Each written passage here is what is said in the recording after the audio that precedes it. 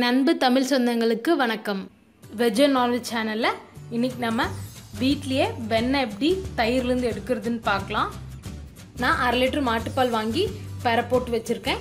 நீங்கள் பேக்கெட் பால் வாங்குற மாதிரி இருந்தால் அதில் ஸ்கிம்டு மில்க் அப்புறம் லோ ஃபேட் மில்க் இதெல்லாம் வாங்கினீங்கன்னா அந்த பாலில் தயிர் போட்டிங்கன்னா அதை நீங்கள் அப்படியே தான் யூஸ் பண்ணிக்கணும். அதுலேருந்து நீங்கள் வெண்ணெய் எடுக்க முடியாது. ஏன்னா அந்த பால்லேருந்து கொழுப்பு நீக்கிட்டு தான் அவங்க பேக்கெட் பண்ணி நமக்கு கொடுப்பாங்க. இதுவே நீங்கள் ஃபுல் ஃபேட் மில்க் வாங்குறீங்கன்னா அதில் வெண்ணெய் ஜாஸ்தியாகவே வரும். எக்ஸ்ட்ரா ஃபேட் ஆட் பண்ணி தான் நமக்கு பால் வரும். ஸோ அதில் வெண்ணெய் எடுக்கலாம். இப்போ இந்த தயிரில் இந்த மேலே இருக்கு இல்லையா, இந்த ஆடையை மட்டும் தனியாக வலிச்சுக்கோங்க.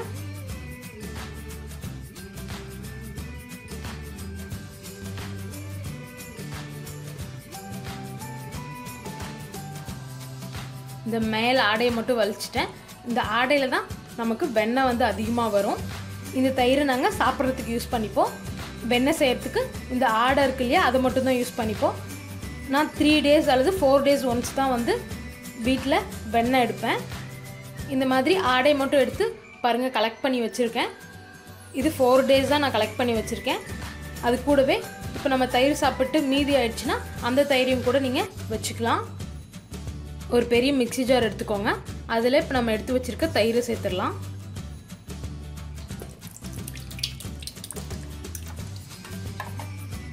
கூடவே ஒரு 1/2 கப் அளவுக்கு தண்ணி. இப்போ மிக்ஸி ஜாரை மூடி மிக்ஸியில் ஒரு 3லேருந்து 4 டைம் பல்ஸ் மோடில் நல்லா அடித்து எடுத்துக்கலாம். பாருங்கள், நான் ஒரு 3 சுற்றி சுற்றி எடுத்துட்டேன். மேலெல்லாம் லைட்டாக நுர வர ஆரம்பிச்சிருச்சு. இப்போ இதை ஒரு பாட்டிலுக்கு மாற்றிக்கலாம்.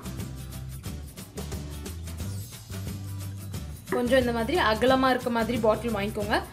நிறைய பேர் வாட்டர் பாட்டிலில் ஊற்றி ஆட்டுவாங்க. அது ஊற்றுறதுக்கும் சிரமமாக இருக்கும், நமக்கு கழுவுறதுக்கும் ரொம்ப சிரமமாக இருக்கும். பட் இந்த மாதிரி பெரிய பாட்டிலாக வாங்கிட்டோம்னா நமக்கு கை நல்லா உள்ளே போகும். ஸோ கழுவுறதுக்கும் ரொம்ப ஈஸியாக இருக்கும்.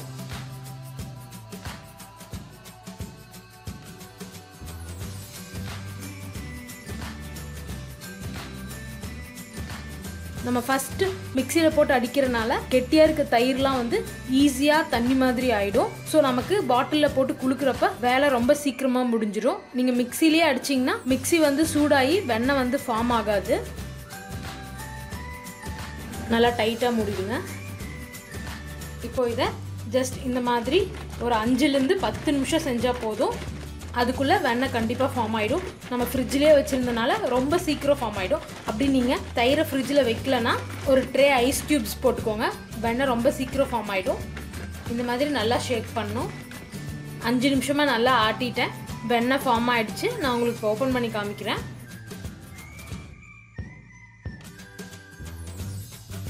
பாருங்கள் வெண்ணெய் எப்படி ஃபார்ம் ஆகிருக்குன்ட்டு.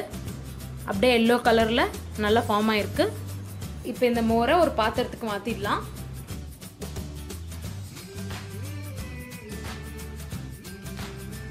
இந்த வெண்ணெயை நம்ம எடுத்து தண்ணியில் போடணும். அதுக்காக ஒரு பாத்திரத்தில் தண்ணி எடுத்து வச்சுக்கோங்க. கையை நல்லா சுத்தமாக கழுவிட்டு வெண்ணெய் எடுங்க. ஜஸ்ட் இந்த மாதிரி பண்ணிங்கன்னா எல்லாமே ஒன்று சேர்ந்து வரும்.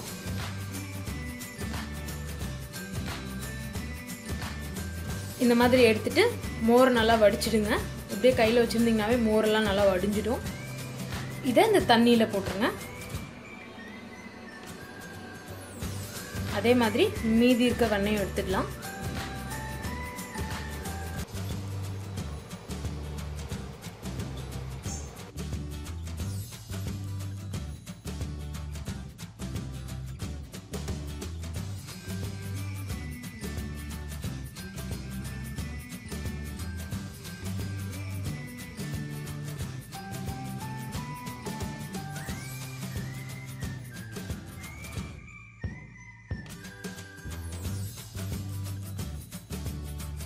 நான் இன்றைக்கி ஐஸ் வாட்டர் தான் யூஸ் பண்ணியிருக்கேன். நீங்களும் ஐஸ் வாட்டர் யூஸ் பண்ணிங்கன்னா வெண்ணெய் எடுக்கிறதுக்கு ரொம்ப ஈஸியாக வரும். அப்படி இல்லைனா தண்ணியில் 4-5 ஐஸ் க்யூப்ஸ் போட்டுக்கோங்க. இந்த வெண்ணெயை எல்லாத்தையும் நல்லா ஒன்று சேர்த்துக்கோங்க. இப்படி பண்ணிங்கனாவே எல்லாம் ஒன்றாயிடும். ஐஸ் வாட்டர் யூஸ் பண்ணிங்கன்னா தான் இந்த மாதிரி கொஞ்சம் சீக்கிரமாக இந்த மாதிரி ஒன்று சேரும். பாருங்கள் எவ்வளோ நல்லா ஒன்று சேர்ந்துருச்சுன்ட்டு.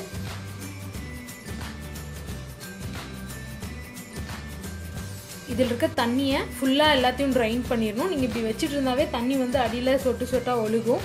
அப்படி நீங்கள் தண்ணி நல்லா ட்ரைன் பண்ணலைன்னா நீங்கள் ஃப்ரிட்ஜில் வச்சாலும் கூட ஒரு டைம் கெட்டு போயிடும். தண்ணி முடிஞ்ச அளவுக்கு நல்லா ட்ரைன் பண்ணிவிடுங்க.